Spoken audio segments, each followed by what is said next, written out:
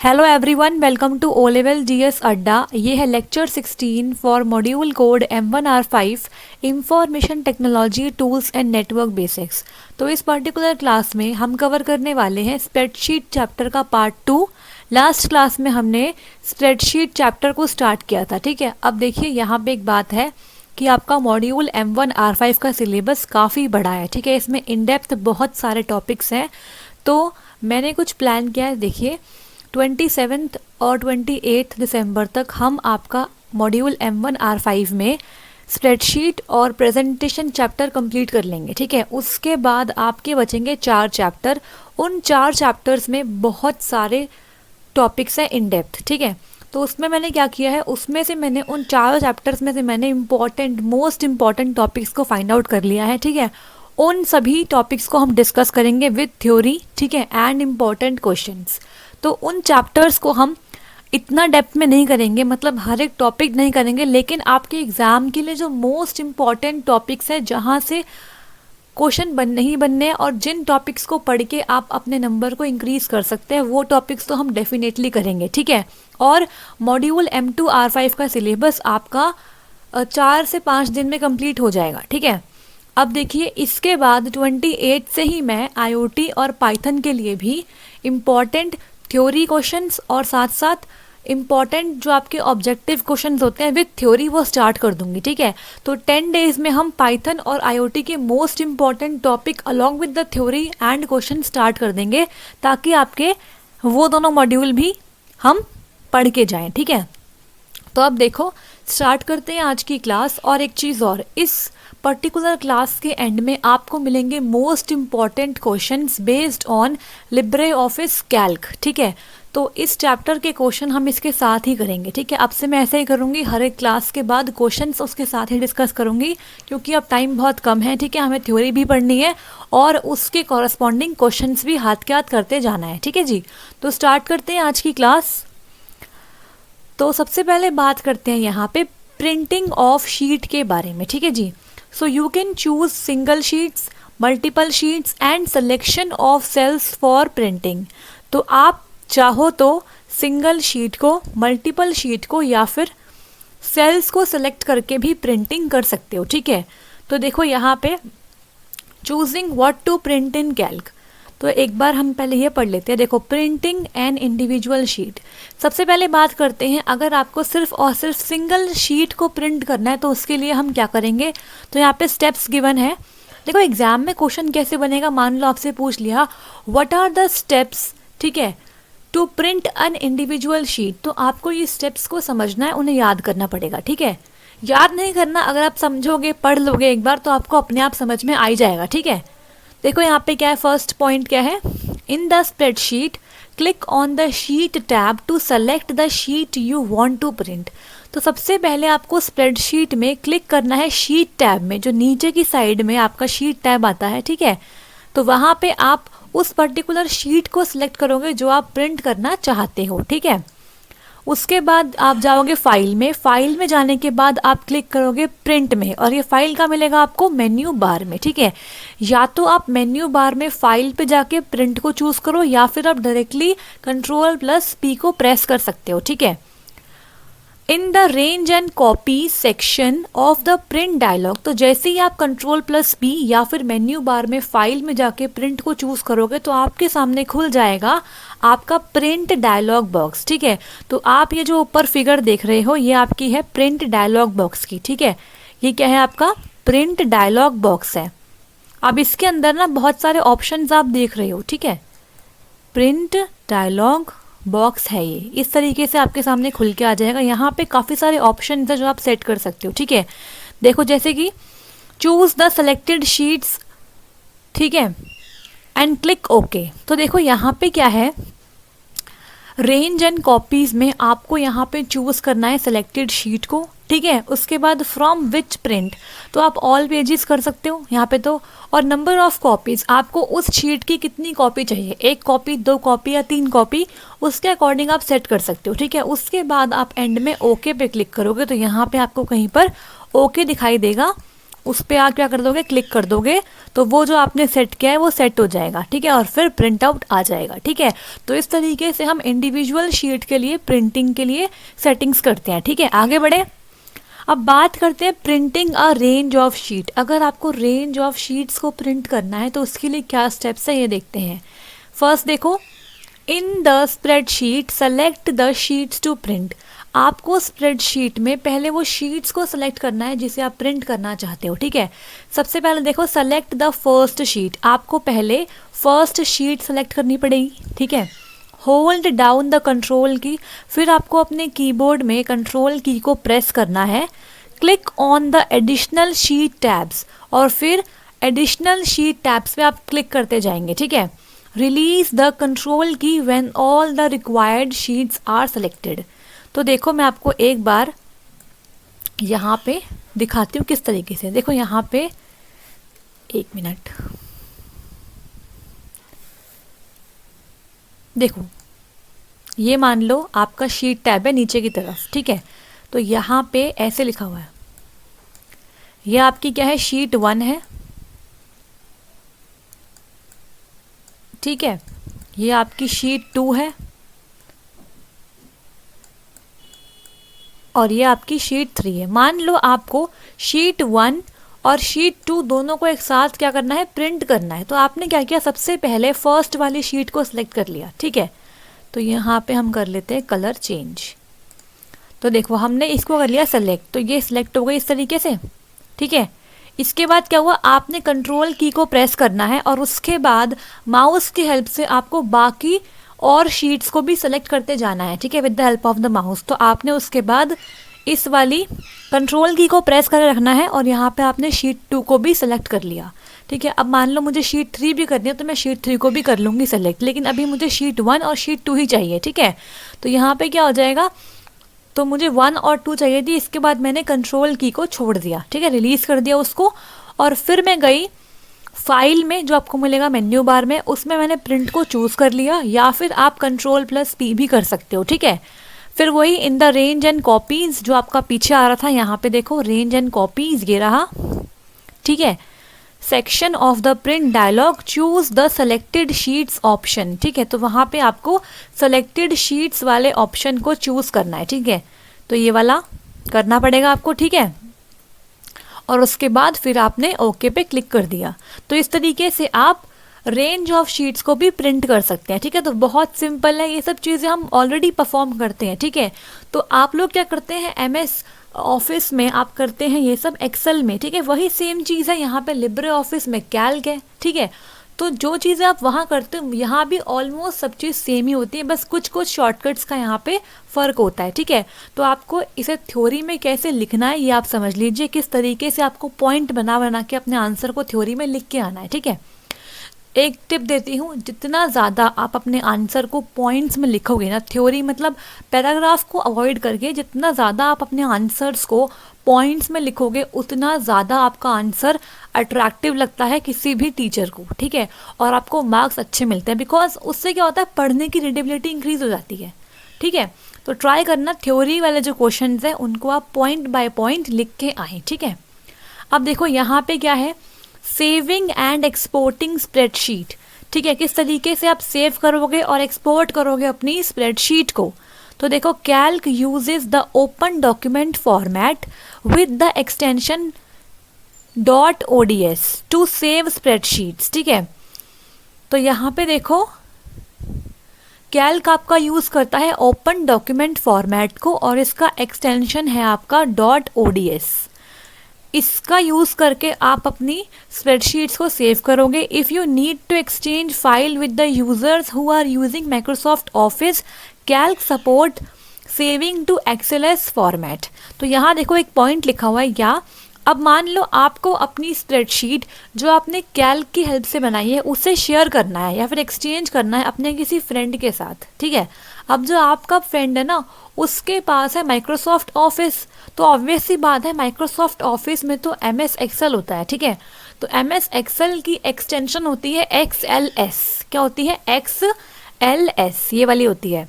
या फिर एक और होती है XLS, SX डॉट होता है इसके आगे, ठीक है, यहाँ पे डॉट भी है। तो देखो अगर आपको अपनी स्प्रेडशीट को एक्सचेंज करना है अपने किसी फ्रेंड के साथ जो यूज़ करता है माइक्रोसॉफ्ट ऑफिस, तो उसके लिए आप क्या करोगे, तो हमारा जो कैल्क है वो डॉट XLS फॉर्मेट को भी सपोर्ट करता है, आप उसे शेयर कर सकते हो आराम से, ठीक है। आप अपनी स्प्रेडशीट को डॉट XLS से सेव करके अपने किसी भी फ्रेंड को शेयर कर सकते हो, ठीक है जी। Of course, you can export a spreadsheet to a variety of the file including CSV, PDF, HTML and other format। देखो एक्सपोर्ट का मतलब यहाँ पे समझो क्या होता है। एक्सपोर्ट का मतलब होता है आपको अपने स्प्रेडशीट के फॉर्मेट को बदल के किसी और फॉर्मेट में चेंज करना है, ठीक है। तो मान लो मेरा जो स्प्रेडशीट है उसका फॉर्मेट डॉट ODS है, ठीक है। अब मैं चाहती हूँ कि वो HTML फाइल की तरह सेव हो जाए, तो मैं वो भी कर सकती हूँ क्योंकि यहाँ पे कैल्क हमारा बहुत सारे फाइल फॉर्मेट को सपोर्ट करता है, जैसे कि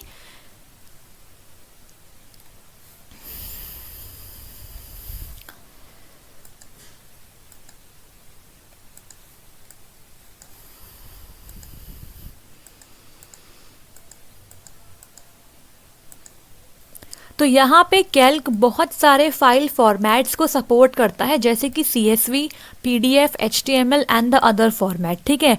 तो आप आराम से एक्सपोर्ट कर सकते हो किसी भी फॉर्मेट में, ठीक है। आगे बढ़े। अब यहाँ देखो मॉडिफाइंग और एडिटिंग सेल कंटेंट। अब आपने जो अपने सेल में डेटा को लिखा है, कंटेंट को लिखा है, अगर आप उसे एडिट करना चाहते हो, मॉडिफाई करना चाहते हो, तो उसके लिए क्या करेंगे ये समझते हैं, ठीक है।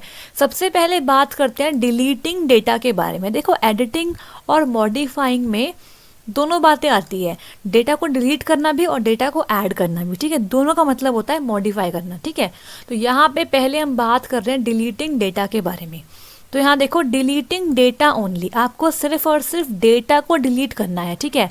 Data can be deleted from a cell without deleting any of the cell formatting. मान लो आपने किसी सेल पे फॉर्मेटिंग भी करी है और उसमें कोई कंटेंट को भी रखा हुआ है, ठीक है, लेकिन आप सिर्फ और सिर्फ उस सेल का डेटा ही डिलीट करना चाहते हो, उस सेल की फॉर्मेटिंग को डिलीट करना नहीं चाहते हो, ठीक है।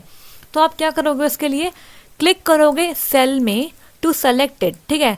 क्लिक करोगे माउस से उस पर्टिकुलर सेल को और उसके बाद कीबोर्ड से डिलीट की को प्रेस करोगे तो उसके अंदर रखा हुआ डेटा डिलीट हो जाएगा। सिर्फ और सिर्फ डेटा होगा डिलीट, फॉर्मेटिंग डिलीट नहीं होगी, ठीक है। फॉर्मेटिंग का मतलब क्या है, मान लो आपने अपने सेल पर कोई बैकग्राउंड कलर सेट किया है, ठीक है, या फिर आपने जो कंटेंट था उसको आपने ब्लू कलर से शो कर रखा था, तो वो कंटेंट तो मिट गया, लेकिन अगर नया कंटेंट आएगा तो वो भी ब्लू कलर से ही आएगा, बिकॉज फॉर्मेटिंग तो अभी भी वहाँ पे है ही ना। क्लियर हो गया। अब देखो डिलीटिंग डेटा एंड फॉर्मेटिंग। अब यहाँ पे हमें डेटा को भी डिलीट करना है और जो फॉर्मेटिंग लगाई थी उसे भी डिलीट करना है, ठीक है। तो data and cell formatting can be deleted from a cell at the same time. तो आप एक ही सेम टाइम पर डेटा और फॉर्मेटिंग को डिलीट कर सकते हो। कैसे करेंगे, click in the cell to selected, ठीक है। क्लिक करो आप सेल पे माउस की हेल्प से उसे सेलेक्ट करने के लिए। पॉइंट नंबर 2 देखो, प्रेस द बैकस्पेस की।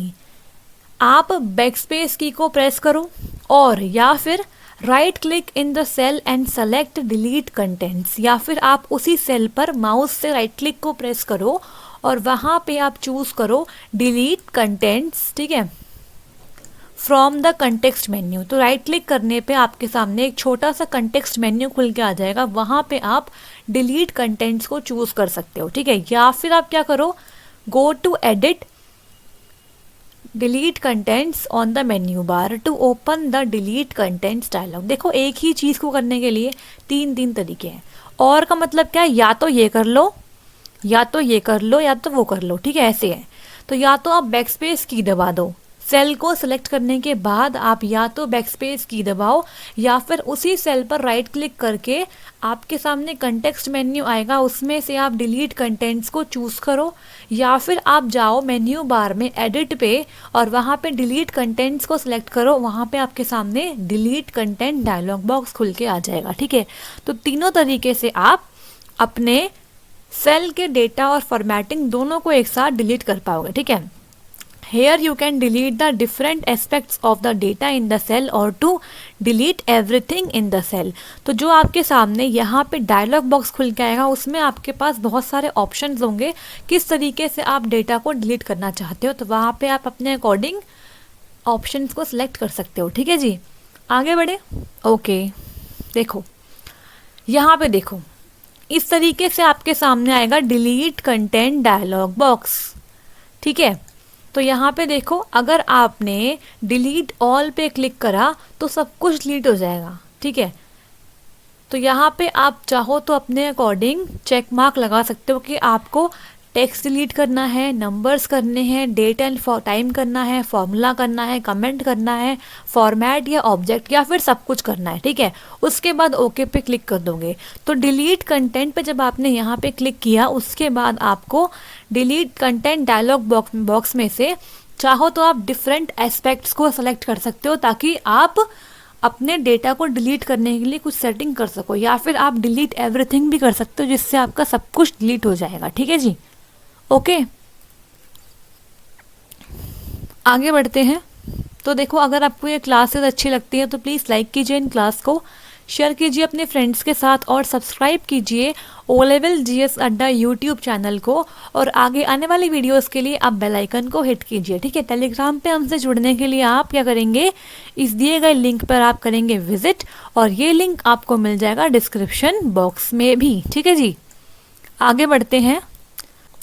नेक्स्ट बात करते हैं रिप्लेसिंग डेटा के बारे में। तो देखते हैं कैल्क में आप किस तरीके से डेटा को रिप्लेस कर पाते हैं। ठीक है, तो यहाँ पे देखिए, to completely replace data in a cell and insert new data, select the cell and type in the new data. तो यहाँ पे लिखा है, अगर आपको किसी सेल के डेटा को रिप्लेस करना है तो उसके लिए आप क्या करेंगे, आप उस पर्टिकुलर सेल को करेंगे सेलेक्ट, और उसके अंदर आप न्यू डेटा टाइप करना स्टार्ट कर देंगे अपने आप। ठीक है, तो उससे क्या हो जाएगा, the new data will replace the data already contained in the cell.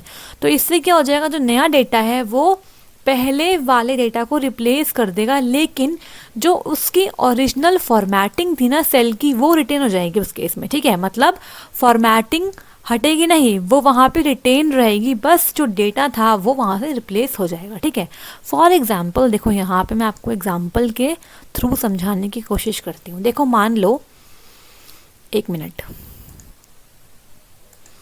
मान लो ये आपका कोई सेल है। ठीक है, ये एक सेल है, और इस सेल में ना आपने फॉर्मेटिंग लगाई हुई है कि जो इस सेल का बैकग्राउंड कलर है ना, वो आपका है ब्लू कलर का है। ठीक है, समझाने के लिए मैं आपको करके दिखाती हूँ ताकि आपको समझ में आ जाए। तो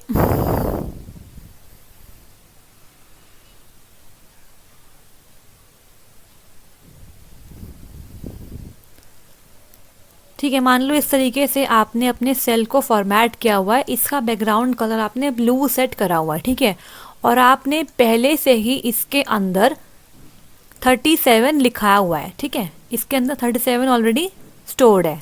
अब आप क्या करना चाहते हो, इस डेटा को यहाँ से रिप्लेस करवाना चाहते हो और न्यू डेटा को यहाँ पे इंसर्ट करना चाहते हो। ठीक है, तो उसके लिए पहले आप इस पर्टिकुलर सेल को करोगे सेलेक्ट माउस से, और उसके बाद कीबोर्ड से यहाँ पे डेटा को टाइप करना स्टार्ट कर दोगे नए वाले को। ठीक है, तो उससे क्या हो जाएगा, जो आपका सेल था उसमें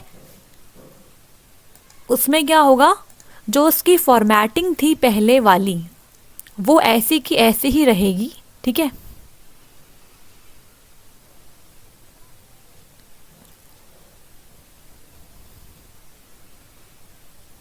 ठीक है, मान लो फॉर्मेटिंग है तो ये ऐसी की ऐसी रहेगी, बस जो आपने न्यू डेटा टाइप किया है वो इसके अंदर आ जाएगा। ठीक है, तो यहाँ पे मान लो आपने टाइप कर दिया 42।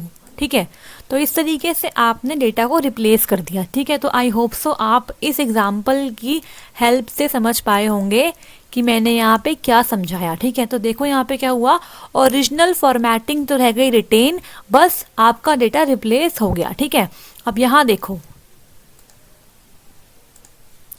Alternatively select the cell and click in the input line on the formula bar. या तो आप ऐसे कर लीजिए, या फिर आप क्या कीजिए, एक इसका ऑल्टरनेट भी है, आप सेल को करें सेलेक्ट और उसके बाद click in the input line on the formula बार। आप फॉर्मूला बार पे इनपुट लाइन पे क्लिक करके वहाँ पे डबल क्लिक करो on the data to highlight it completely. ठीक है, तो फॉर्मूला बार में आप देख पाते हो कंटेंट ऑफ द सेल। ठीक है, तो डबल क्लिक करो आप उस डेटा पे, तो आपका डेटा वहाँ पे हो जाएगा हाईलाइट पूरी तरीके से। उसके बाद आप वहाँ उसे डिलीट करके नया डेटा वहाँ पे टाइप कर सकते हो। ठीक है, तो आपके पास दो तरीके हैं डेटा को रिप्लेस करने के। तो आई होप सो आपको समझ में आ गया होगा। ठीक है, अब यहाँ देखो क्या है, चेंजिंग डेटा।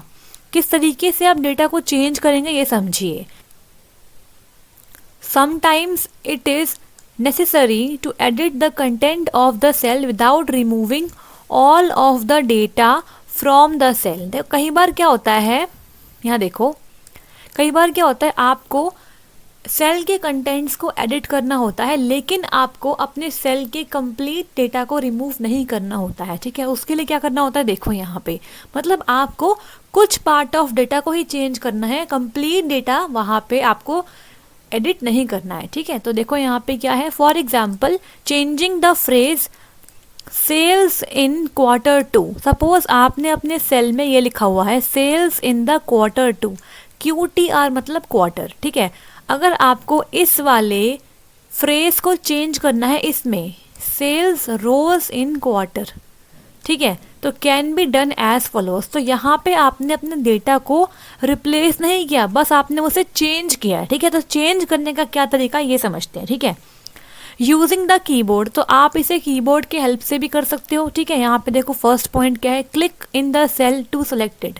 पहले आप उस पर्टिकुलर सेल को करेंगे सेलेक्ट जहाँ पे आपको डेटा को चेंज करना है। ठीक है, फर्स्ट पॉइंट हो गया। सेकंड पॉइंट देखो, press the F2 key and the cursor is placed at the end of the cell. उसके बाद आप F2 की प्रेस करोगे अपने कीबोर्ड से और कर्सर को प्लेस कर दोगे सेल के एंड में। ठीक है, नाउ थर्ड पॉइंट देखो, use the keyboard arrow keys to reposition the cursor. उसके बाद जो आपके कीबोर्ड में एरो की होती है उसका इस्तेमाल करके आप कर्सर को रीपोजिशन करोगे। ठीक है, जैसे मान लो आपका जो कर्सर था वो यहाँ पे था, आपके मान लो ये सेल है और सेल में आपका कर्सर यहाँ पे था। ठीक है, तो आपने अपने कीबोर्ड से एरो की का इस्तेमाल किया और उसको आप यहाँ से लेकर आपने पहले 2 को डिलीट कर दिया और उसके बाद आपने यहाँ पे सेल्स पे लेके आए उसे। ठीक है, लेफ्ट एरो की का इस्तेमाल करके और यहाँ पे आपने अपने न्यू डेटा को एंटर करवा दिया। तो यहाँ पे आपने इसको इस तरीके से चेंज कर दिया, sales rose in the quarter. तो ये बिल्कुल बेसिक पॉइंट्स है जो आप ऑलरेडी करते ही हो। ठीक है, बस मैंने यहाँ पे उन सारे पॉइंट्स को आपको लिख के बताया ताकि आप एग्जाम में वहाँ पे लिख कर आओ। ठीक है, देखो ये सब पॉइंट्स ना हम सब लोग जानते हैं, लेकिन एग्जाम में लिखना इंपॉर्टेंट है। वहाँ पे आप बता के तो आओगे नहीं, आपको लिखना पड़ेगा। तो लिखने के लिए आपको फॉर्मेट समझना है कि किस तरीके से आप पॉइंट बाय पॉइंट अपने आंसर को एक्सप्लेन कर सकते हो। ठीक है जी, अब देखो यहाँ पे क्या है, तो वही है where you want to start entering the new data in the cell. तो आप अपने कीबोर्ड की एरो की से अपने कर्सर को रिपोजिशन करोगे और जहाँ पे भी आपको न्यू डेटा को एंटर करना है वहाँ पे एंटर कर दोगे। ठीक है, अब last is fourth point, when you have finished press the enter key and your editing changes are saved. जब आप अपनी एडिटिंग कंप्लीट कर लोगे तो आप एंटर की प्रेस कर दोगे, उसके बाद क्या होगा, जो भी आपने एडिटिंग किया है वो सारे चेंजेस सेव हो जाएंगे। ठीक है, तो आई होप सो आपको समझ में आया होगा रिप्लेसिंग डेटा और चेंजिंग डेटा में क्या डिफरेंस है। ठीक है, आगे बढ़ेंगे और यहाँ देखेंगे किस तरीके से आप यूजिंग द माउस भी डेटा को चेंज कर सकते हैं। ठीक है, तो यहाँ पे समझिए, और अगर आपको किसी भी पॉइंट में कोई भी डाउट आता है तो आप कमेंट बॉक्स में जाके अपना कमेंट पोस्ट करिए। ठीक है, फर्स्ट पॉइंट देखो, double click on the cell to select it. जिस भी सेल का डेटा आपको चेंज करना है उस सेल पे डबल क्लिक करिए माउस से और उसे सेलेक्ट कर लीजिए and place the cursor in the cell for editing. और कर्सर को अपने सेल में लेके प्लेस कीजिए एडिटिंग के लिए। Either reposition the cursor to where you want to start entering the new data in the cell, single click to select the cell, move the cursor to the input line on the formula bar। अब यहाँ पे देखो दो option है, या तो आप क्या करो, डबल क्लिक करके सेल को करो सेलेक्ट, उसमें कर्सर करो प्लेस, और उसके बाद कर्सर को रिपोजिशन करके अपने माउस की हेल्प से वहाँ पे आप डेटा को एंटर करना स्टार्ट कर दो। या फिर आप क्या करो, सिंगल क्लिक करो अपने सेल को सिलेक्ट करने के लिए और move the cursor to the input line, अपने कर्सर को ले जाओ इनपुट लाइन पे on the formula bar and click at the position where you want to start entering the new data in the cell. और formula bar में जो आपको content दिख रहा होगा आपके सेल का, वहाँ पे जाके आप जिस भी पॉइंट पे अपने न्यू डेटा को इंसर्ट करना चाहते हो वहाँ पे कर सकते हो, ठीक है। So when you have finished, click away from the cell to deselect it and your editing changes are saved। जैसे ही आपने अपने चेंजेस को कर लिया, उसके बाद क्या करोगे आप, अपने जो आपका क्लिक है ना वो आपको कहीं और करना पड़ेगा, ठीक है। उस सेल से दूर कहीं और आपको क्लिक करना पड़ेगा ताकि आपका सेल हो जाए डीसेलेक्ट, और उसके बाद जो भी आपने चेंजेस वहाँ पे करे हैं वो सब वहाँ पे सेव हो जाएंगे, ठीक है। तो आई होप सो आपको माउस और कीबोर्ड दोनों के साथ डेटा चेंज करना आ गया होगा, ठीक है जी, सिंपल है। ओके, नेक्स्ट बात करते हैं फॉर्मेटिंग सेल्स के बारे में। देखो यहाँ पे सेल को कैसे आप फॉर्मेट कर सकते हो ये समझ लो, ठीक है। सो अभी तक हम बात कर जा रहे थे फॉर्मेटिंग। अब यहाँ पे समझते हैं एक्चुअली फॉर्मेटिंग कैसे करते हैं सेल्स में, ठीक है। Sales in a spreadsheet have similar properties with table cells in Writer. तो राइटर हम पढ़ चुके हैं, ठीक है। राइटर में क्या था, टेबल होती थी, ठीक है। टेबल के अंदर आपने सेल्स देखे थे ना, उसी तरीके से स्प्रेडशीट में भी सेल्स होते हैं, ठीक है। और वही सारी प्रॉपर्टीज यहाँ पे भी फॉलो होती है, ठीक है। So you can format the appearance of the cells, like for example changing the fonts, alignment, border and the background color। तो आप वही सारी प्रॉपर्टीज़ यहाँ भी सेट कर सकते हो अपने सेल का अपीयरेंस चेंज करने के लिए, जैसे कि आपने फॉन्ट चेंज कर दिया, अलाइनमेंट बदल दी, सेंटर लेफ्ट राइट, बॉर्डर लगा दिया, बैकग्राउंड कलर आपने चेंज कर दिया, वाइट से आपने पिंक ब्लू रेड कर दिया। To format a cell or group of cell, you can use one of the following tool। तो देखो सेल को फॉर्मेट करने के लिए, एक सेल या फिर ग्रुप ऑफ सेल्स को फॉर्मेट करने के लिए आप इन दिए गए टूल्स में से किसी का भी इस्तेमाल कर सकते हो, ठीक है। तो या तो आप फॉर्मेटिंग टूल बार का इस्तेमाल करो, या फिर आप साइड बार का इस्तेमाल करो, या फिर आप फॉर्मेट सेल विंडो का इस्तेमाल करो। तो ये आपको तीनों याद रखने हैं, ठीक है। तो एग्ज़ाम में ऐसे क्वेश्चन आएंगे ज़रूर, क्योंकि आपके सिलेबस में ये सब चीज़ें गिवन है, इट मीन्स एग्ज़ाम में तो आने वाली है। तो आपको ध्यान देना है कि आपको कौन कौन से टूल्स किस किस चीज़ के लिए हेल्प करते हैं, ठीक है। तो formatting tool bar, side bar और फॉर्मेट सेल विंडो की हेल्प से आप सेल को या फिर ग्रुप ऑफ सेल्स को फॉर्मेट कर पाएंगे, ठीक है। आगे बढ़े, देखो यहाँ पे सबसे पहले बात करते हैं फॉर्मेटिंग करेक्टर्स के बारे में। कैसे आप सेल के करेक्टर्स को फॉर्मेट कर सकते हो ये समझते हैं। When you click on a cell or group of cells, you can apply character formatting using the toolbar or the sidebar।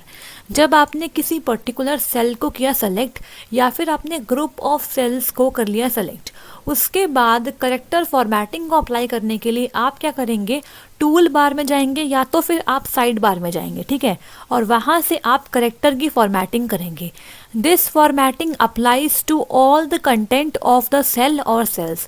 अगर आपने कोई एक पर्टिकुलर सेल को किया है चूज़, तो उस पर्टिकुलर सेल पे वो फॉर्मेटिंग लग जाएगी। या फिर आपने बहुत सारे ग्रुप ऑफ सेल्स को एक साथ कर लिया है सेलेक्ट, तो उन सारे सेल्स पे वो फॉर्मेटिंग लग जाएगी, ठीक है। यहाँ पे डबल टी आएगा, ठीक है। कहीं कहीं स्पेलिंग मिस्टेक हो तो उसे इग्नोर करना, ठीक है, वो टाइपो एरर हो जाता है। अब यहाँ देखो, जस्ट अ मिनट, हाँ, to format part of a text in a cell, double click inside the cell. देखो यहाँ पे क्या है, मान लो मेरे सेल में लिखा हुआ था करेक्टर फॉर्मेटिंग, मैंने लिख दिया अपने सेल के अंदर, ठीक है। और यहाँ पे साइड बार में क्या हुआ कि मैंने यहाँ पे क्लिक किया, देखो करेक्टर लिखा आ रहा है ना यहाँ पे, तो यहाँ पे आप क्लिक करेंगे इस एरो पे, तो यहाँ पे क्लिक करने से आप इसका जो फॉन्ट स्टाइल है वो चेंज कर पाएंगे, ठीक है। आप चाहो तो bold, italic, underline, strike through कर सकते हो, ठीक है।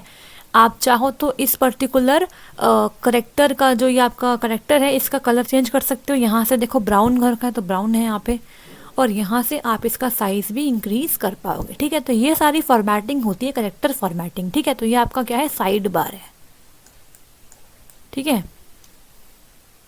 तो साइड बार से कर लो या फिर आप टूल बार से कर लो, एक ही बात है, ठीक है।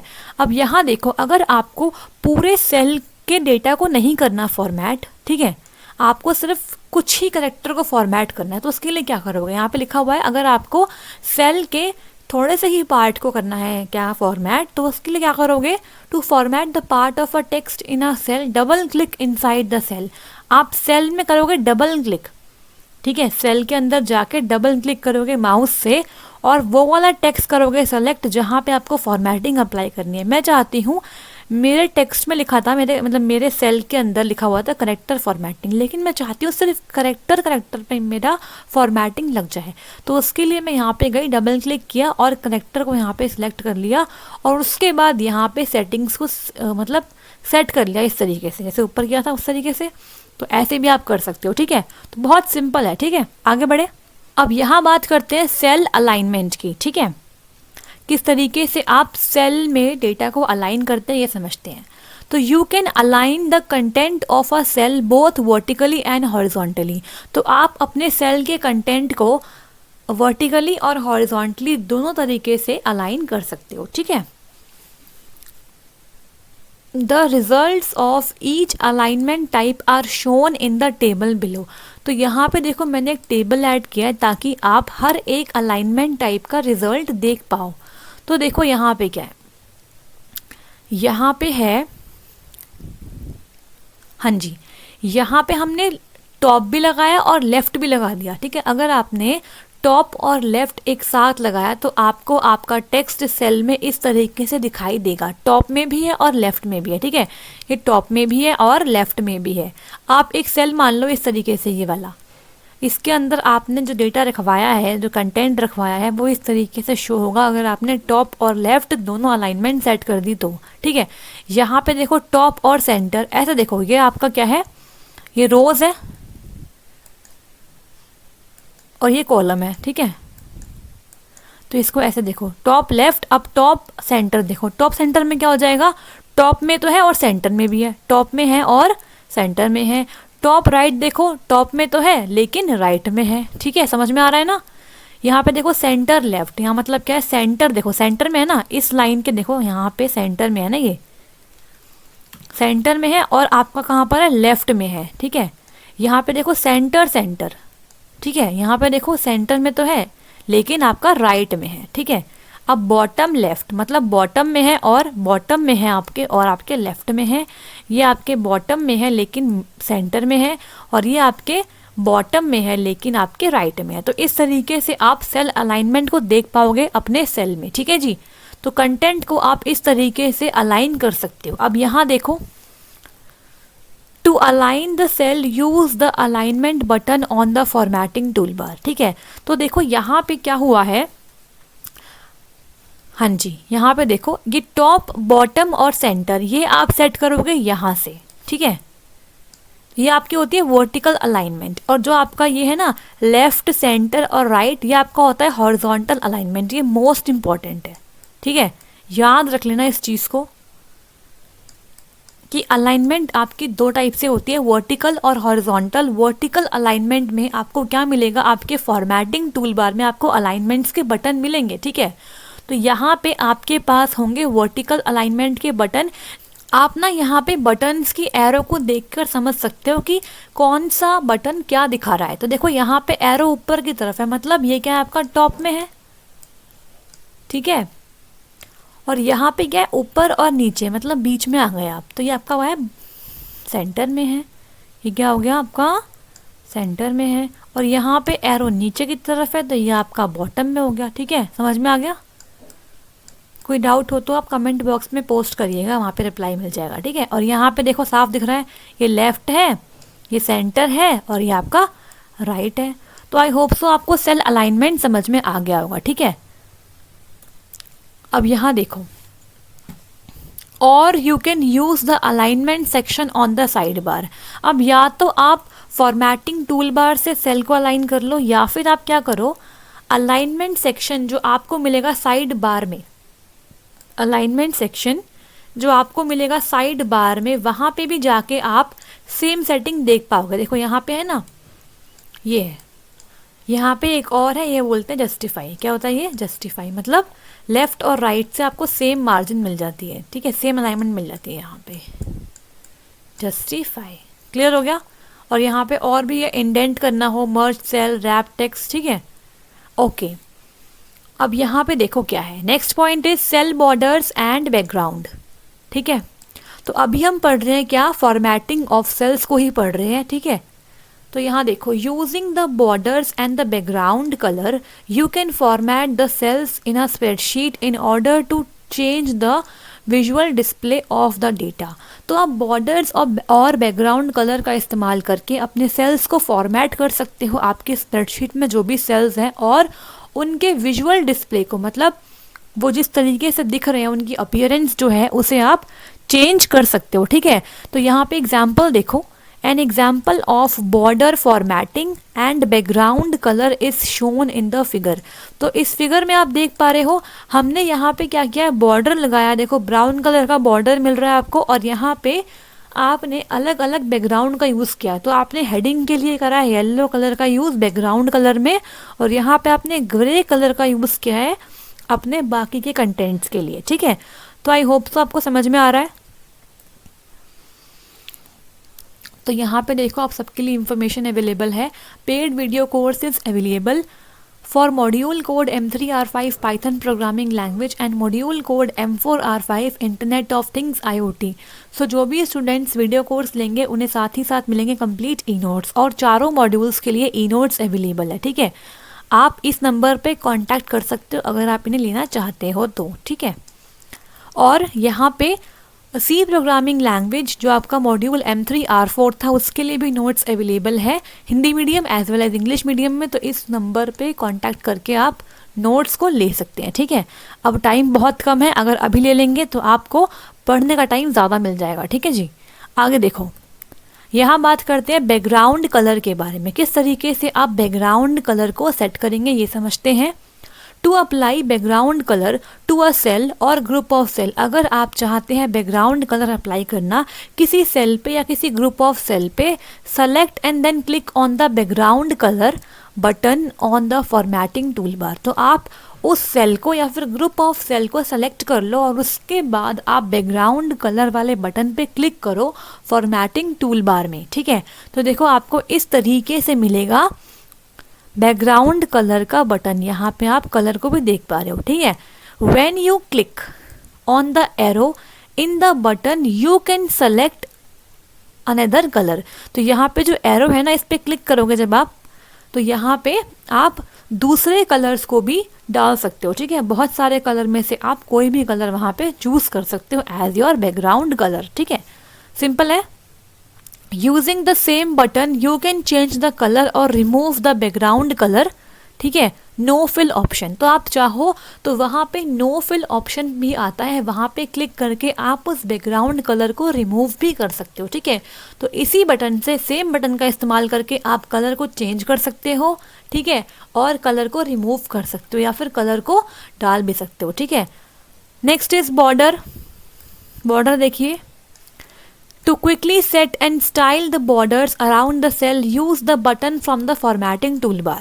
तो आपको अगर अपने सेल के अराउंड बॉर्डर चाहिए, ठीक है, या फिर उसकी स्टाइलिंग को चेंज करना है, तो उसके लिए आप जाएंगे फॉर्मेटिंग टूल बार पे और वहाँ पे आप रिस्पेक्टिव बटन्स का इस्तेमाल करके अपने सेल को बॉर्डर दे पाएंगे, ठीक है। तो यहाँ पे देखो 3 टाइप के आपके बटन हैं on the formatting tool bar border के लिए, ठीक है। कौन कौन से देखो, you can set the border type, first हो गया, लाइन का स्टाइल सेकंड हो गया, और कलर थर्ड हो गया, ठीक है। तो देखो इस तरीके से आपको दिखेंगे border button on the formatting toolbar. तो ये आपका बॉर्डर के लिए है, ठीक है, ये आपका है बॉर्डर का स्टाइल है, और ये आपका बॉर्डर का कलर है, ठीक है। इन पे क्लिक करेंगे आप, जो एरो आ रही है, तो आप यहाँ पे फर्दर और ऑप्शंस देख पाएंगे, ठीक है।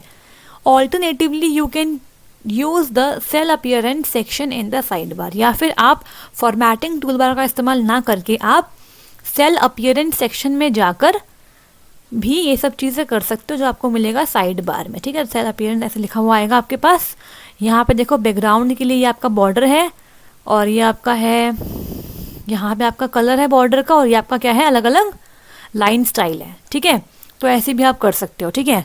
आगे बढ़े, cut, copy, paste and paste special, ठीक है। तो यहाँ पे देखते हैं क्या होता है ये सब। तो देखो, cut, copy, paste and paste special, हाँ जी, हाँ। If cells are cut and then pasted normally, therefore paste instead of paste special, all formula links to these cell points to the new cell position after pasting the cell। अगर आपने sales को करा है cut और उसके बाद उसे paste किया है, ठीक है, तो आप क्या करोगे, पेस्ट करोगे, पेस्ट स्पेशल नहीं करोगे। All the formula links to these cells point to the new cell position after pasting the cell. Suppose आपने जो सेल कट किए हैं उन सेल पे आपने कोई फॉर्मूला अप्लाई किया था, ठीक है, और अगर आपने इन सेल को कट करके किसी नई पोजीशन पर पेस्ट किया है तो वो सारे जो फॉर्मूलाज के लिंक थे वो भी न्यू पोजीशन पे चले जाएंगे, ठीक है। The shift of formula links does not occur with the command paste special. लेकिन अगर आप पेस्ट स्पेशल करते हो सेल को कट करने के बाद, तो उस केस में क्या हो जाएगा, आपका जो फॉर्मूला लिंक शिफ्ट हो रहे थे ना, मतलब जो फॉर्मूला लिंक चेंज हो रहे थे अकॉर्डिंग टू द पोजीशन, वो चेंज यहाँ पे नहीं होंगे। बहुत ही इंपॉर्टेंट पॉइंट है ये, मार्क कर लो इसे, इंपॉर्टेंट है ये, ठीक है।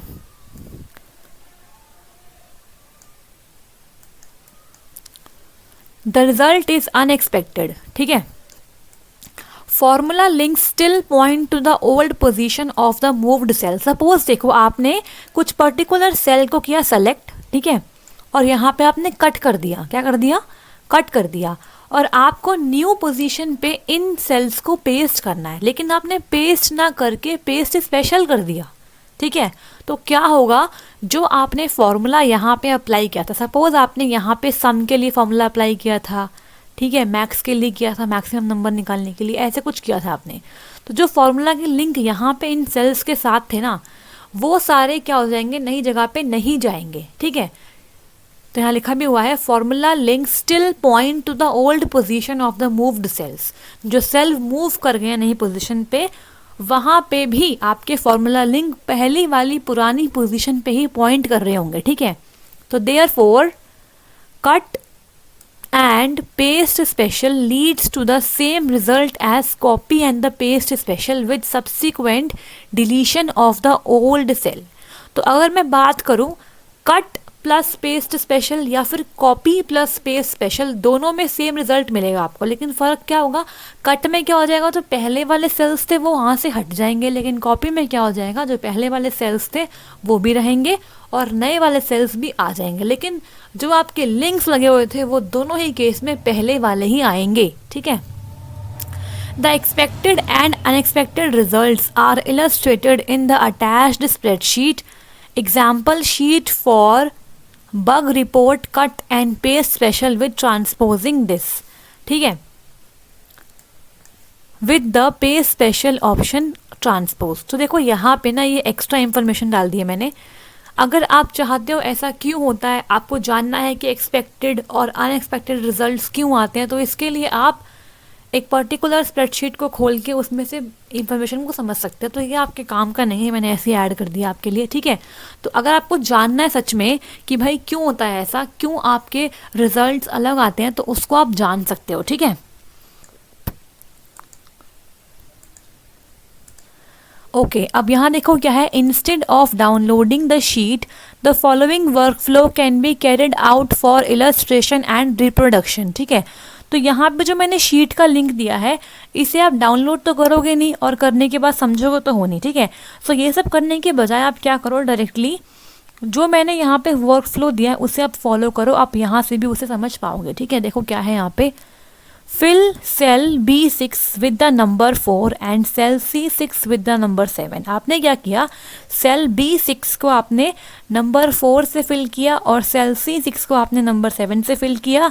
Link cell E6 to cell B6 and link cell F6 to cell C6। उसके बाद आप लिंक कर दोगे सेल E6 को B6 से और सेल F6 को C6 से, ठीक है।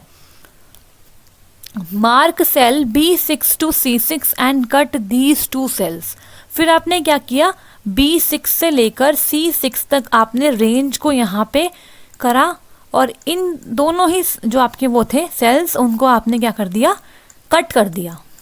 ठीक है, और उसके बाद आपने सेलेक्ट किया सेल B7। ठीक है, अब आपने यहाँ पे क्या किया, पेस्ट स्पेशल कर दिया with selection paste all option transpose operation none and no shift of cell. तो आपने पेस्ट स्पेशल किया और इसके अंदर जाके आपने पेस्ट ऑल भी कर दिया, ट्रांसपोज भी कर दिया, नन भी कर दिया and no shift of cell भी कर दिया।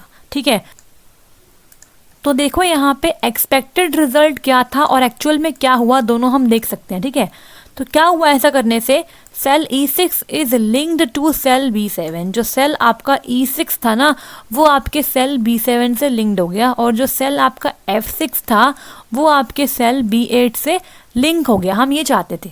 ठीक है, क्योंकि हमने क्या किया था, पहले B6 के साथ E6 को लिंक किया था और C6 के साथ F6 को लिंक किया। क्योंकि हमने इन सेल्स को कट करा और नई जगह पे पेस्ट स्पेशल करा है, तो वहाँ पे क्या हम चाहते थे, एक्सपेक्टेड क्या था कि जो E6 था ना वो अब B7 से हो जाए लिंक और जो F6 था वो आपका B8 से लिंक हो जाए। लेकिन हुआ क्या, जो आपका सेल E6 था वो स्टिल आपका लिंक्ड है B6 के साथ और जो आपका सेल F6 था वो स्टिल आपका लिंक्ड है C6 के साथ। ठीक है, तो इस तरीके से देखो आप समझ पाओगे कि पेस्ट स्पेशल में ऐसा क्यों हो रहा है। ठीक है, एक्चुअल रीज़न अगर आपको जानना है तो आप फाइल को समझ सकते हो, लेकिन वो आपके काम का नहीं है, इतना कुछ आपके एग्जाम में नहीं आएगा। ठीक है, ये बस समझाने के लिए मैंने ऐड कर दिया है, फर्दर एक नेक्स्ट पॉइंट मान लो आप। ठीक है, अब नेक्स्ट देखो यहाँ पे changing cell height and width.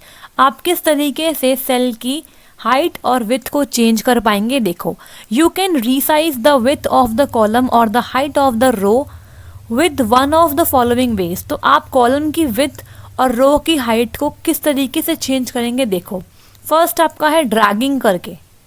ठीक है, place the mouse cursor on the edge of the column और a row header and when the resize mouse icon appears drag to resize. ठीक है, तो आप चाहो तो आप अपने माउस के कर्सर को ले जाओ कॉलम या फिर रो हेडर की एज पे और उसके बाद जैसे ही आपका रीसाइज माउस आइकन दिखे आप उसे ड्रैग करके रीसाइज कर लो। तो ठीक है, तो अब देखते हैं कि आपका रीसाइज माउस आइकन होता कैसा है। तो देखो इस तरीके से होता है आपका रीसाइज माउस आइकन। तो यहाँ देखिए, देखो इस तरीके से होता है ये। ठीक है, हाँ, तो इसे आप ड्रैग करेंगे तो इसकी विड्थ बढ़ जाएगी। ठीक है, सेकेंड ऑप्शन क्या है, यूजिंग द कंटेक्स्ट मेन्यू।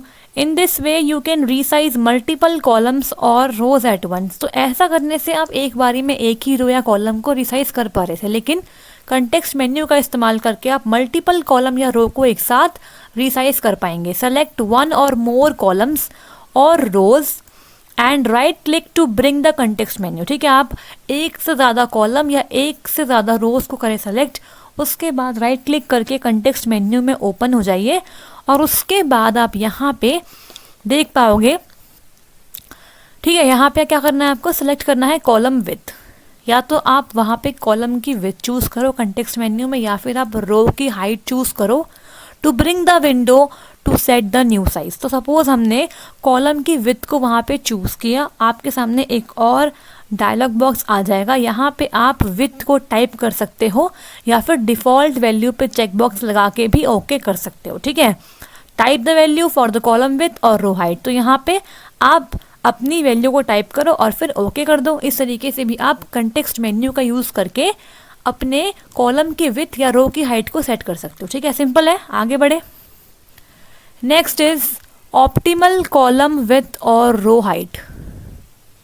ठीक है, to quickly change the width of a column और height of the row, place the mouse cursor on the edge of the column और row header and double click. ठीक है, तो यहाँ पे आप क्या करेंगे, अपने माउस कर्सर को ले जाएंगे कॉलम और रो हेडर की एज पे और उसके बाद डबल क्लिक करेंगे।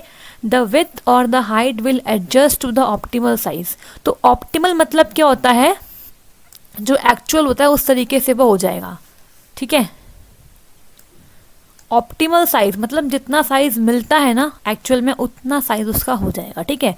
तो देखो यहाँ पे आप देख पा रहे हो ये बी जो है ना ये आपने खुद से इंक्रीज किया, ये ऑप्टिमल नहीं है, लेकिन ये आपको इतना मिलता है तो ये आपका ऑप्टिमल है। जितना आपको बाय डिफ़ॉल्ट मिलता है वो आपका ऑप्टिमल होता है, ठीक है।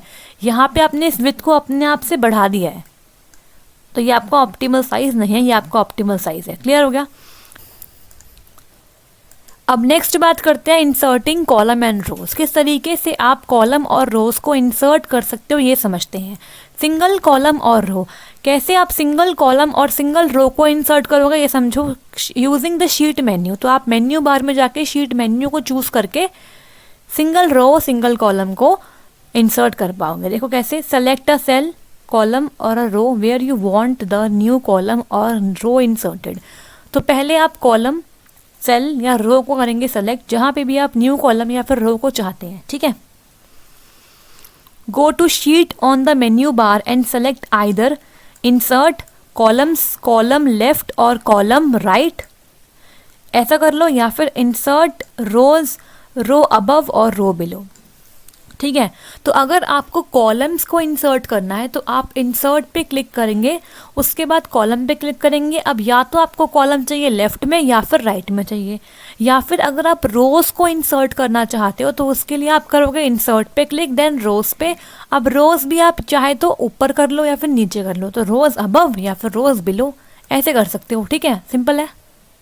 नेक्स्ट इज मल्टीपल कॉलम्स और रोज। किस तरीके से आप मल्टीपल कॉलम और मल्टीपल रोज को इंसर्ट कर पाओगे। देखो, मल्टीपल कॉलम और rows can be inserted at once rather than inserting them one at a time. तो आप एक एक करके मल्टीपल कॉलम और रोज को इंसर्ट ना करके एक साथ भी उन्हें इंसर्ट कर पाओगे, ठीक है। First is highlight the required number of columns और rows by holding down the left mouse button on the first one, ठीक है। तो आप क्या करेंगे, फर्स्ट वन पे जाके आप लेफ्ट माउस बटन को होल्ड करके हाईलाइट करोगे नंबर ऑफ कॉलम और नंबर ऑफ रोज को एंड देन ड्रैग करोगे across the required number of identifiers. उसके बाद proceed as for inserting a single row और कॉलम अबव। जिस तरीके से आपने सिंगल कॉलम और सिंगल रो के लिए प्रोसीड किया था ना, वही सेम स्टेप्स आप यहाँ भी फॉलो करोगे, ठीक है। अब नेक्स्ट देखते हैं deleting columns and rows. Columns और रोज को डिलीट कैसे करते हैं, सिंगल रो और कॉलम को कैसे डिलीट करते हैं ये समझते हैं। To delete a single column और row select a cell in the column और row you want to delete. तो सबसे पहले आप वो सेल को करेंगे सेलेक्ट जहाँ पे आप कॉलम और रो को डिलीट करना चाहते हैं, ठीक है। Go to sheet on the menu bar, sheet पे जाएंगे मेन्यू बार में एंड सेलेक्ट करेंगे डिलीट सेल्स, या फिर और क्या करेंगे आप इसके अलावा क्या कर सकते हो, राइट क्लिक करोगे and select delete from the context menu, ठीक है। राइट क्लिक करके डिलीट पे क्लिक करके भी आप डिलीट कर पाएंगे।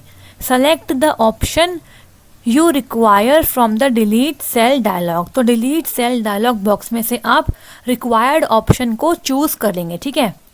तो यहाँ पे देखो, जब आपने किसी पर्टिकुलर सेल को सेलेक्ट किया और राइट क्लिक किया तो वहाँ पे आपके पास delete cell dialog box context menu खुल जाएगा, ठीक है।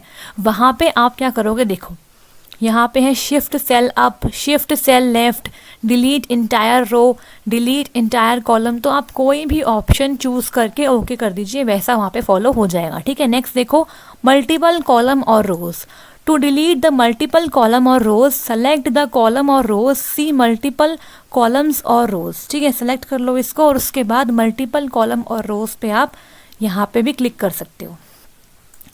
Go to sheet on the menu bar and select delete cells, या फिर right click on the cell and select delete columns और delete rows from the context menu. तो यहाँ पे सेम ही है, बिल्कुल सेम है, लेकिन यहाँ पे मल्टीपल रोज और कॉलम की बात हो रही है और ऊपर आपकी सिंगल सेल और सिंगल रो की बात हो रही थी, ठीक है। तो ऑलमोस्ट सेम ही है, ठीक है। अब यहाँ पे हम बात करेंगे मोस्ट इम्पॉर्टेंट क्वेश्चंस की, ठीक है। तो ये बहुत इंपॉर्टेंट क्वेश्चन है, सो जो भी स्टूडेंट्स इन क्वेश्चन को कर लेंगे उनको एग्जाम में बहुत हेल्प मिलेगी, ठीक है। तो यहाँ पे फर्स्ट क्वेश्चन देखो, what is the shortcut key of print preview in Libre office Calc.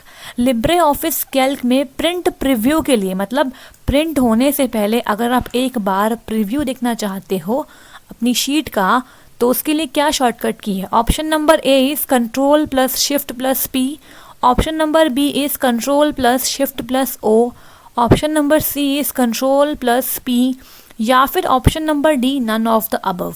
ठीक है, तो यहाँ पे आप अगर आंसर जानते हैं तो आप वीडियो को पॉज करें और अपना आंसर दीजिए और उसके बाद आंसर को मैच करिएगा। ठीक है, तो इस क्वेश्चन का राइट आंसर है answer number B, control plus shift plus O. ठीक है, इस पर्टिकुलर शॉर्टकट की का इस्तेमाल करके आप प्रिंट कर पाएंगे। ठीक है, अब यहाँ देखिए, प्रिंट प्रीव्यू कर पाएंगे बेसिकली। ठीक है, अब यहाँ देखो क्वेश्चन नंबर 2 क्या है, what is the shortcut key of deleting of the cell in Libre office Calc. तो अभी हमने पढ़ा है किस तरीके से आप सेल को डिलीट करेंगे लिब्रे ऑफिस कैल्क में। अब यहाँ पे पूछिए उसकी शॉर्टकट की। तो यहाँ पे देखो option number A is control plus plus, option B is control plus minus, option B is control plus D, या फिर ऑप्शन डी डिलीट को आप प्रेस करो। तो यहाँ पे राइट आंसर होगा आपका option number B, control plus minus को आप प्रेस करोगे तो आपका सेल डिलीट हो जाएगा जो आपने सेलेक्ट करा हुआ है। ठीक है, तो ये आपकी शॉर्टकट की है सेल को डिलीट करने की। ठीक है, तो आई होप सो आपको क्वेश्चंस भी अच्छे लग रहे होंगे। ठीक है, अगर अच्छे लग रहे हैं तो please hit the like button और सब्सक्राइब कीजिए हमारे चैनल को। ठीक है, नेक्स्ट क्वेश्चन देखो यहाँ पे, हाँ जी, how many total columns are there in Libre office Calc. तो देखो ये दोनों क्वेश्चन तो मैं आपसे एक्सपेक्ट करती हूँ कि आप जानते ही होंगे, बिकॉज लास्ट ही क्लास में मैंने डिस्कस किया था ये। ठीक है, तो अगर आपने लास्ट वीडियो नहीं देखी है तो आप उसे पहले देख लीजिए, उसी के बाद आप ये क्वेश्चंस को कर पाएंगे। ठीक है, तो यहाँ पे पूछा गया है कि आपके लिब्रे ऑफिस कैल्क में कितने नंबर ऑफ कॉलम होते हैं आपकी स्प्रेडशीट में। तो option A is 1024, option B is 104856, या फिर ऑप्शन सी 16384, या फिर इनमें से कोई भी नहीं, नन ऑफ द अबव।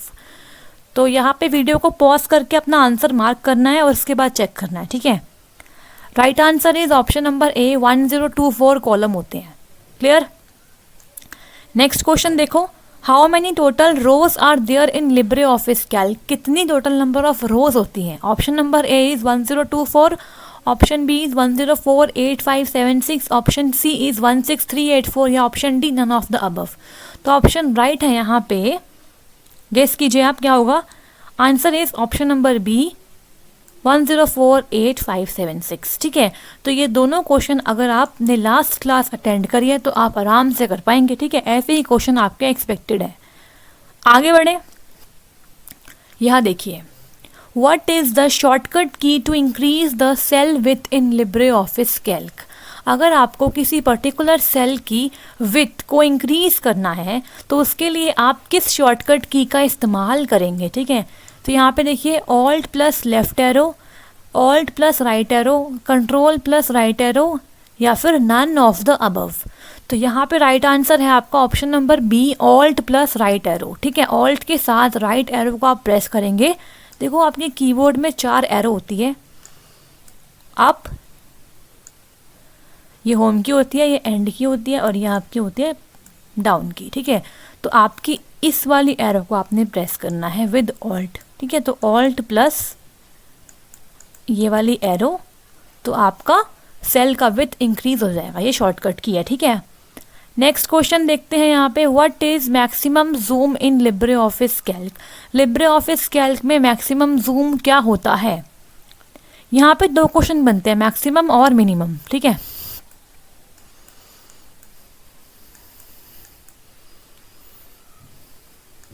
दोनों इंपॉर्टेंट है। ठीक है, तो इसका right answer option number C, 400%। ठीक है, 500 नहीं होता है, 400 इज द राइट आंसर। और अगर पूछते हैं मिनिमम तो आपका होता है 20%। क्लियर है, आगे बढ़े। Next question is, in Libre office Calc if the value is larger than the cell space what result come. Suppose आपका सेल इतना बड़ा है। ठीक है, आपने इसमें लिख दिया ओ लेवल,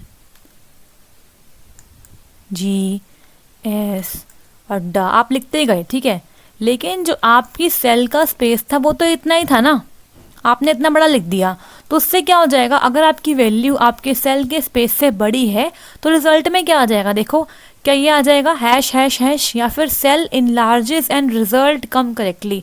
आपका सेल अपने आप इतना बड़ा हो जाएगा और उसके अंदर आराम से आपका डेटा दिखाई देगा आपको इस तरीके से, ऐसा हो जाएगा क्या।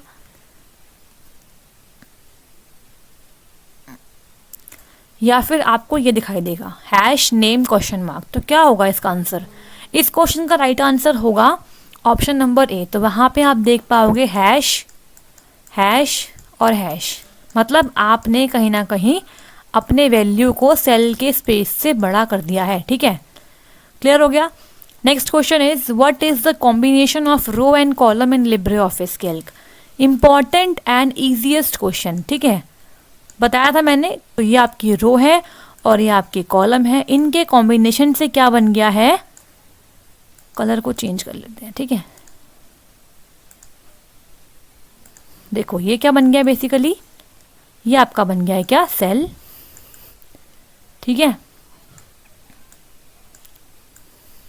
क्लियर हो गया।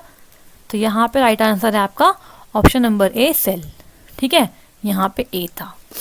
आगे बढ़े, नेक्स्ट क्वेश्चन देखो यहाँ पे, in Libre office Calc the shortcut key of going at the last of left of the cell is. ठीक है, अगर आपको सेल के लास्ट में जाना है, लेफ्ट में, ठीक है, तो इसके लिए क्या ऑप्शन है, मतलब बेसिकली यहाँ पे क्या है कि ये देखो ये आपका है सेल। ठीक है, ओहो वेट,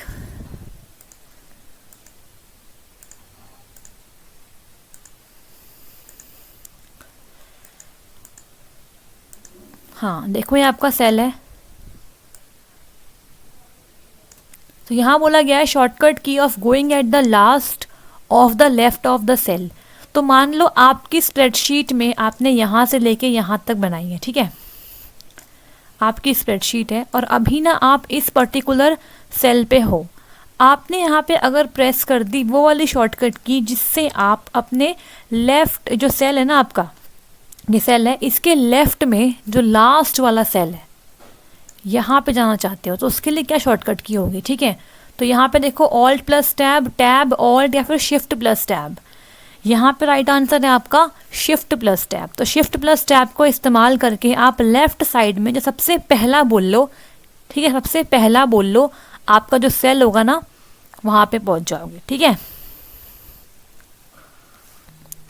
अब यहाँ पे देखो नेक्स्ट क्वेश्चन क्या है, what is the last column in Libre office Calc. Libre office Calc में लास्ट कॉलम कौन सा होता है। ठीक है, तो यहाँ पे एक करेक्शन है, लास्ट वीडियो में मैंने कहा था कि देखो यहाँ पे जो आपके कॉलम होते हैं वो ए से स्टार्ट होते हैं, बी होता है, फिर सी होता है, फिर डी होता है, ऐसे करते करते आप जेड पे पहुँच जाओगे। ठीक है, जेड कॉलम के बाद क्या होगा, आपका फिर से स्टार्ट हो जाएगा ए, ठीक है, फिर ए बी, ऐसे करते करते आ जाएगा आपका ए जेड। ठीक है, फिर आपका आएगा यहाँ पे बी ए, फिर बी बी, ठीक है, फिर ये ख़त्म हो जाएगा बी जेड पे, फिर आपका आ जाएगा सी ए, ऐसे चलता रहेगा। ठीक है, तो लास्ट वीडियो में मैंने कहा था कि आपका यहाँ पे A1 A2 A3 आएगा, तो वो ऐसा नहीं होता, आपका A B A C ऐसे होता है। ठीक है, तो उसे आप करेक्ट कर लीजिएगा। तो आपका लास्ट कॉलम जो होता है लिब्रे ऑफिस कैल्क में वो आपका क्या होता है, AMJ होता है, XFD होता है, AMG होता है, या फिर EMJ होता है। ठीक है, तो यहाँ पे राइट आंसर क्या होगा, देखिए यहाँ पे राइट आंसर ऑप्शन नंबर ए है, AMJ होता है। ठीक है, लास्ट कॉलम आपका होता है AMJ। ठीक है, अब देखो एक चीज़ और यहाँ पे नोट कर लो,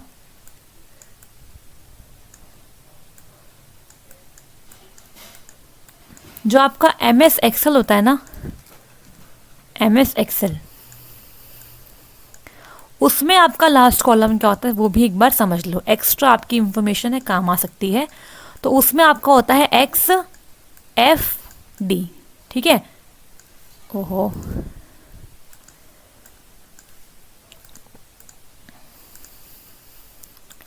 XFD होता है। ठीक है, जो यहाँ पे ऑप्शन नंबर बी में दिया हुआ है ना वो आपका होता है MS एक्सेल में। ठीक है, क्लियर हो गया। और AMJ आपका होता है कहाँ पे, कैल्क में होता है।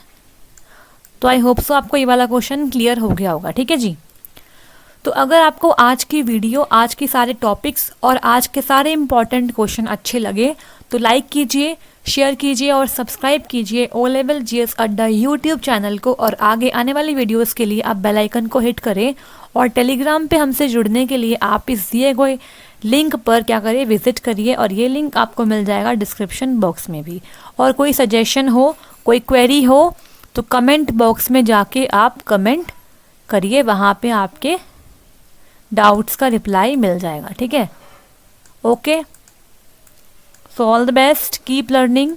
मिलते हैं नेक्स्ट वीडियो में। Thank you.